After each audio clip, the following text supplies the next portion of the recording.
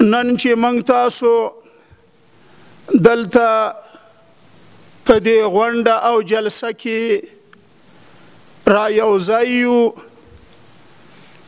دا جلسه د حج په مناسبت باندې ده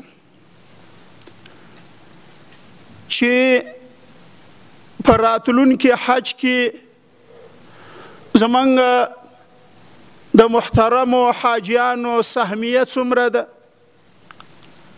او دا چې زمونږ د ارشاد حج او اوقافو وزارت له لوري څه انتظامات او اقدامات شوي دي، او دا چې د هر حاجی د سګنی کال د حج مصرف او لګښت څومره ده. په دې اړه به ان شاء الله تعالی یو څه توضیحات ولس او ملت ته ورکړل شي. قدرمنو اوریدونکو، حج یو فریضه ده د فرایضو د الله جل جلاله څخه، او دا یو بنا ده د ابنیه و د اسلام څخه. نو که یو څوک د خپل اسلام آبادی او د خپل اسلام خیمه ولاړه او آباد ساتي، نو باید د اسلام ستنې ټولې پر ځای کی چې یو د ستنو د آبادی د اسلام څخه دا حج ده. هر کال حج موسم راځي او په دې کې مختلف انتظامات او اجراءات تر سره کیږي. ضرور به داسې وي چې د یوې کال انتظامات به د بل کال په نسبت باندې متفاوت وي، نو ځکه هر کال جلا جلا توضیحات او تشریحات غواړي. حج الحمدلله اوس ډیر آسانه ده. یو وخت داسې و چې زمونږ ستاسو مخکینیو مسلمانانو به حجونه پیادل او په پښو باندې کول، او لږې او تندې یخنۍ او ګرمۍ به په لارو کې تیرېدلې، او بیا به چې یو وارې د کوره ووته نو په میاشتو به غایب نه به د ده حال معلومېده او به د کورنۍ حال دته ور معلومېده. اوس خو الحمدلله سهولت ده، آسانی ده، انتظامات او وسایل موجود دي. نو پروازونه دي، د ساعتونو خبره ده، خلق ښه په خیریت او په عافیت سره تر حرمین شریفین رسیږي، او د خوراک او د څښاک پوره انتظام وي، او وسایل او د تماس او د ارتباط اسباب موجود دي، حتی چې په لحظو کې یو حاجی محترم د خپلې کورنۍ سره حال احوال شریکولی شي، او کورنۍ د خپل حاجی حال احوال معلومولی شي. نو له دې وجې نه موږ په خپل ولس باندې غږ کوو چې الحمدلله اوس زموږ ولس آباد ده، وضعیت یې ښه ده، او په وطن کې حالات سم دي، امن و امان ده، جګړې جنګونه نشته دي، او چور چپاول قتل و غارت نشته، او لارې په امن کې دي.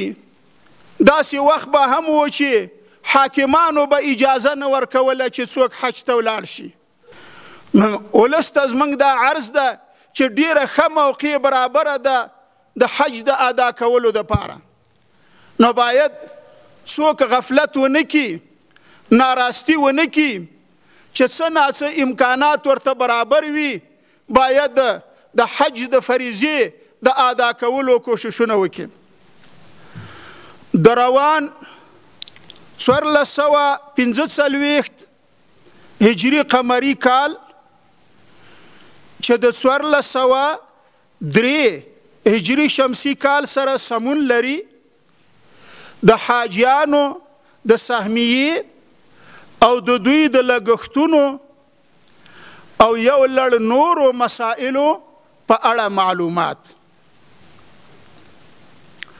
د ارشاد حج او اوقاف وزارت په هیواد کې د یو ستر دینی ارګان په توګه قدرمنو هیوادوالو ته دینی خدمتونه وړاندې کوي. دا وزارت هوډ لري چې د الله جل جلاله په مرسته د مناسبو، چټکو او تجربه شوو معاصرو طریقو څخه په استفادې سره د ارشادي او اوقافي برخو سربیره د حج د سترې دینی فریضې ملي او بین المللي پروسې په برخه کې هم غوره او با کیفیته خدمتونه وړاندې کړي. وزارت د لوی الله جل جلاله په توفیق او نصرت او د اړوندو امارتي ارګانونو په همکارۍ توانېدلی ده چې د سعودي عربستان لخوا د 1445 هجري قمري کال مطابق 1403 هجري شمسي کال لپاره یعنی د سږ کال دپاره د راکړل شوي سهمیې مطابق حرمینو شریفینو ته د حاجیانو د لیږد او رالیږد، د تلو او راتلو په موخه په داخل د هیواد کې او په خارج یعنی په سعودي عربستان کې پر وخت لازم، ګټور او مسلسل اقدامات او فعالیتونه ترسره کړي. د سعودي عربستان څخه د افغانستان لپاره 10,000 د حج سهمیه اخیستل، 10,000 او په مکرر او جدي ډول د زیادت غوښتنه کول. 10,000 خو تثبیت ده، خو بیا منګه د دوی څخه په جدي توګه په مکرر ډول د زیادت غوښتنه کړي. دویم، د حج د پروسې لپاره هر اړخیز لازم او ضروري تدابیر او چمتووالی نیول، دا کارم ترسره شوی. دریم، د راکړل شوي سهمیې په شفاف او عادلانه توګه په ټول هیواد کې د حج په متقاضیانو باندې ویشل. دا کومه سهمیه چې موږ ته راکړل شوې ده دا په ډیره عادلانه او په شفافه توګه سره الحمدلله په ټول هیواد کې تقسیم شوې ده، ویشل شوې ده. څلورم، په روان 1445 هجري قمري کال کې د حج په پروسه کې د نورو نوښتونو ترڅنګ په ټول هیواد کې یو شمیر نوې نوملیکنه نوی ثبت نام په بریالیتوب سره ترسره کول. مخکې خو د ډیرو کلونو نه د حاجیانو داخلي موجودې وي، حتی د 80,000 په شاوخوا کې حاجیانو داخله کړې وه د پخوانه. نو هغه هم منګه کال په کال باندې راکموو او نوې نوملیکنه نوې ثبت نام مو هم سکالي کړی ده. پنځم د حج سهمیې د عامو حاجیانو ترڅنګ مجاهدینو یو دولتي یعنی امارتي اداراتو 2 د شهیدانو ورثو 3 په ایران پاکستان او نورو هیوادونو کې مهاجرینو لپاره په جلا جلا توګه مشخص شوي دي. د هر چا د پاره د حج سهمیه مشخصه.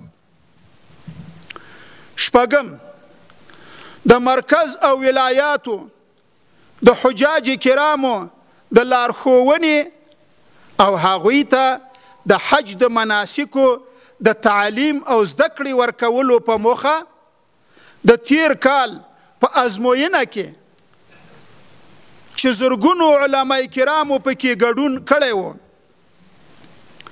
د باصلاحیته کمیټې له لوري په لوړو نمرو د بریالیو علماء کرامو څخه په شرایطو او معیارونو د برابرو علماء کرامو د حاجیانو د معلمینو په حیث باندې انتخابول چې کوم علماو په امتحان کې برخه اخیستې وه او په لوړو نمرو باندې الله جل جلاله دوی ته کامیابي ورکړې وه د شرایطو د معیارونو سره سم د باصلاحیته کمیټې لخوا دوی د سږني کال د حج د معلمینو په حیث باندې انتخاب شوي دي.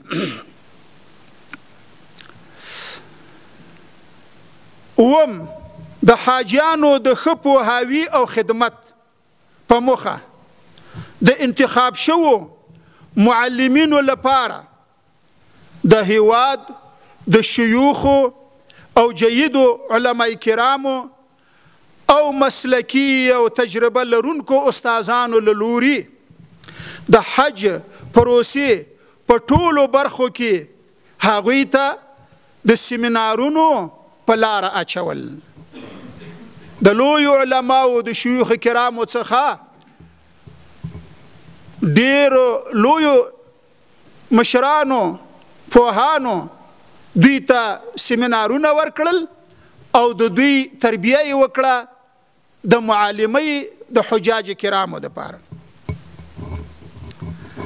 اتم سعودي عربستان ته د حاجیانو د لیږد او رالیږد په موخه د آریانا افغان دولتي یعنی امارتي او کامئر خصوصي هوایی شرکتونو سره په مناسبه ډول قراردادونه ترسره کول.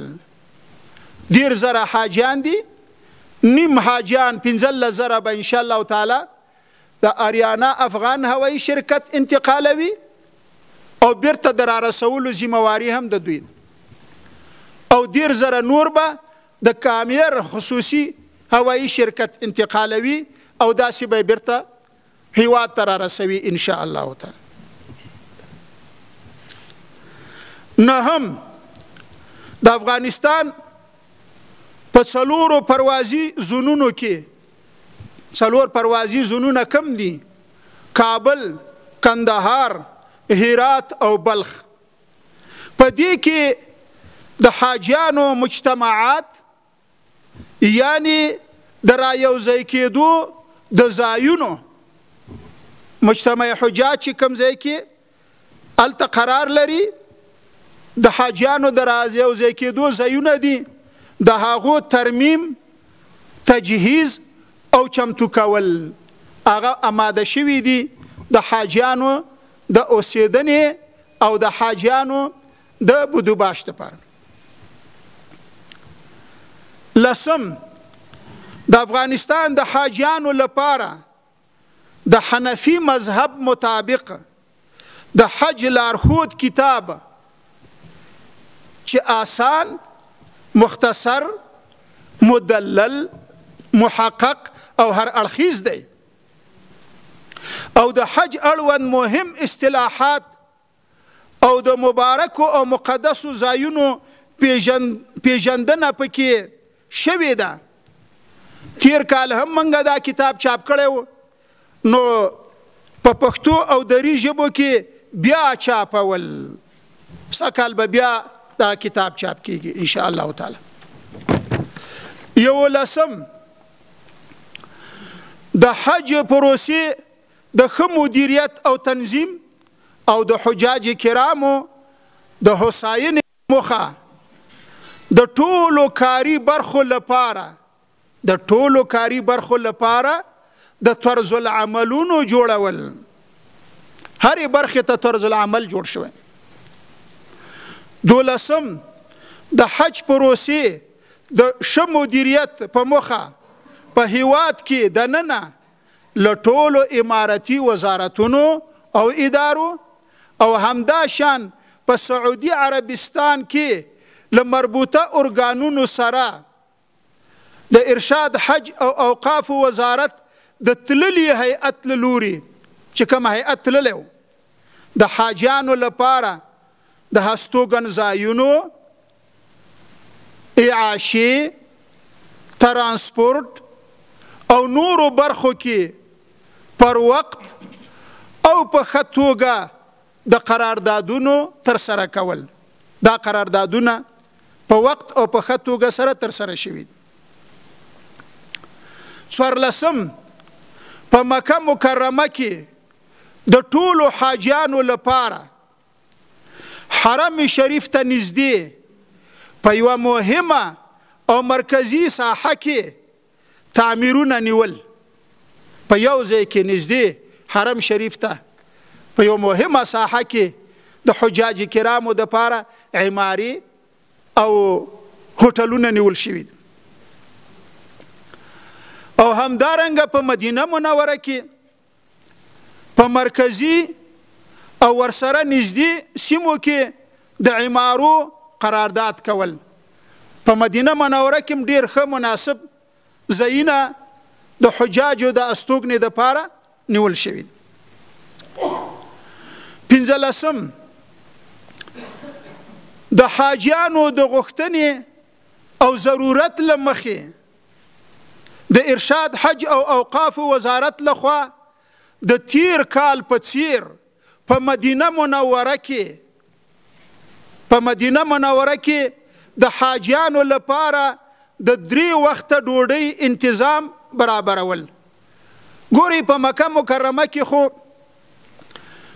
د حج او اوقاف وزارت لخوا د ډوډۍ انتظام وي هر کال، خو په مدینه منوره کې به نه و.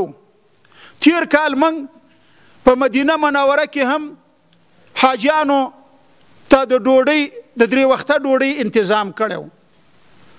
سږکال بیا ده او دا د حاجیانو غوښتنه هم ده او ضرورت هم ده.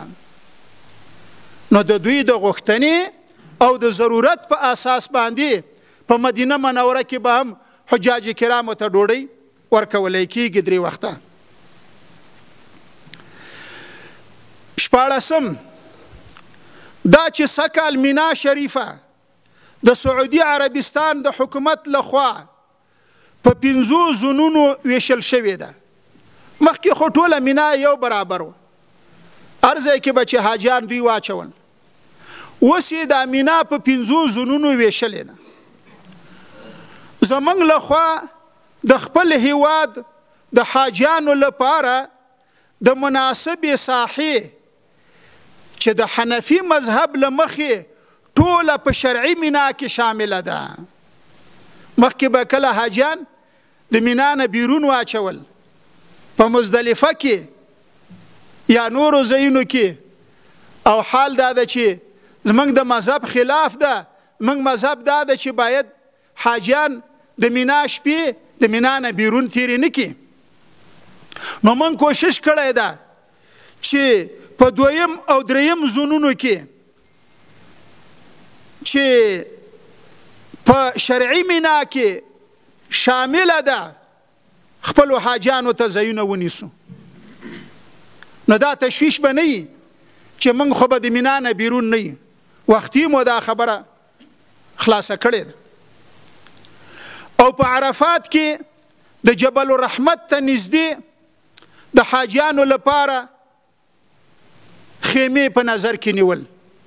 هلته په عرفات کې خو لوی میدان ده، نو چې کومه جبل الرحمت ته هغې ته نږدې خیمې په نظر کې نیول شوي چې حجاجو ته تکلیف نه وي. اوس راځو د پیکج او د چارت مصارفاتي مسلې ته چې د حاجیانو به د حج مصارف څومره راځي. د ارشاد حج او اوقاف وزارت رهبري تل هڅه او کوشش کوي چې د حاجیانو اقتصادي وضعیت ته په کتلو سره په کمو او مناسبو لګښتونو په لږو او مناسبو لګښتونو د حاجیانو لپاره د حج د فریضې د ادا کولو لازمې اسانتیاوي او سهولتونه رامنځته کړي. دغه وزارت مسؤلین د حاجیانو خدمت خپل دینی دنده او وجیبه بولي او د ترسره کولو لپاره عملی ګامونه پورته کړي دي. په همدې اساس له ډیر غور او دقت او د حج د لګښتونو د اضافي او غیر ضروري مصارفو له سپما وروسته غیر ضروري مصارف مو ترنه لرې کړي دي. وتوانېدو چې د سږ د فی نفر حاجي د حج مصارف او لګښتونه په لاندې ډول تعیین او ګرانو هیوادوالو ته اعلان کړو. د راتلونکي حج د هر یو تن حاجي ټول لګښت 3850 ډالر او 98 سنټه کېږي. د یو حاجي مصرف 3850 ډالر او 98 سنټه چې د دې معادل دا افغاني وسته د ډالرو سره چې محاسبه کیږي کله جیږي کله ټیټیږي، خو دا د نن نرخ به درته ووایي. د نن اصلا خو به ډالر تسلیمیږي تحویلیږي، بیا که چا د دې ډالرو معادل افغاني راوړي هم ممانعت نشته ده، دا به په بینکونو کې جمع کوي چې د دې معادل 2,70,000 شپږ افغانۍ او 4 پوله کېږي. 2,70,000 شپږ افغانۍ او 4 پوله د تیر کال په نسبت باندې الحمدلله ډیر ارزانه ده. د حج ډیر آسانه او ارزانه.